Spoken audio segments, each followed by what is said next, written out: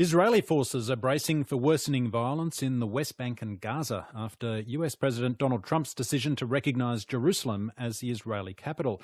The announcement has prompted a wave of protests and anger, not just in the Palestinian territories, but across the Middle East and beyond. In Amsterdam, a man holding a Palestinian flag smashed the window of a Jewish restaurant. The head of the militant group Hamas has called on Palestinians to launch a new uprising against Israel. Anne Barker reports.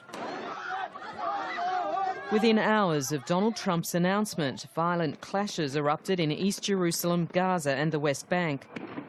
Palestinians threw rocks at Israeli forces who responded with tear gas and water cannons. Scores were wounded, including in Gaza, where Palestinian militants fired rockets in anger at the decision. Protesters carried a coffin bearing an image of Donald Trump. But in Israel and among Jews worldwide, the sentiment was one of praise for President Trump. The Israeli Prime Minister Benjamin Netanyahu says it's a day that will go down in history. I think yesterday was a momentous day, an important one. Jerusalem has an extraordinary history, and over the millennia, you can actually cite a few significant milestones.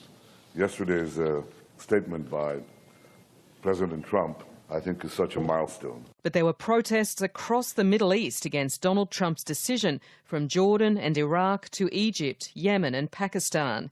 In Istanbul, hundreds of Turks condemned the move to grant formal recognition to Jerusalem as the Israeli capital. Turkey's Prime Minister Binali Yildirim said it would unleash a new wave of violence. He's pulled the pin out of a grenade, he said. We know what had to be done to fight Islamic State. This move and the developments that follow will never ever contribute to tranquility, peace in the region or to the Israel-Palestine problem. I'm afraid it'll serve to increase global terror. The militant Shiite group Hezbollah, which has long sought to destroy Israel, has declared death to America and called for nothing less than armed resistance. Its leader in Lebanon is Hassan Nasrallah. The most important reaction that could happen is a new Palestinian uprising, he said, and an Islamic summit that makes Jerusalem a non-negotiable eternal capital of a Palestinian state.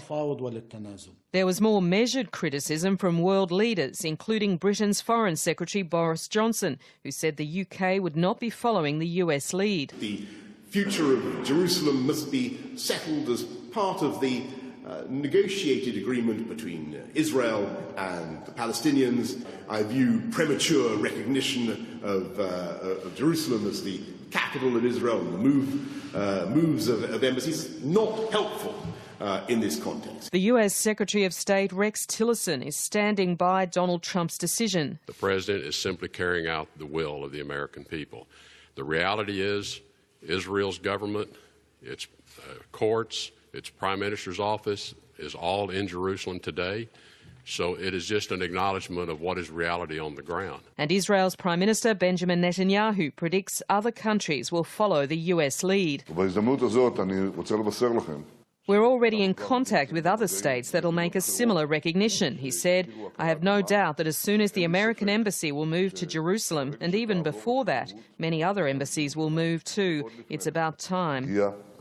In the West Bank, one official says Palestinian leaders will refuse to meet the US Vice President Mike Pence during his upcoming visit to the region. Anne Barker reporting.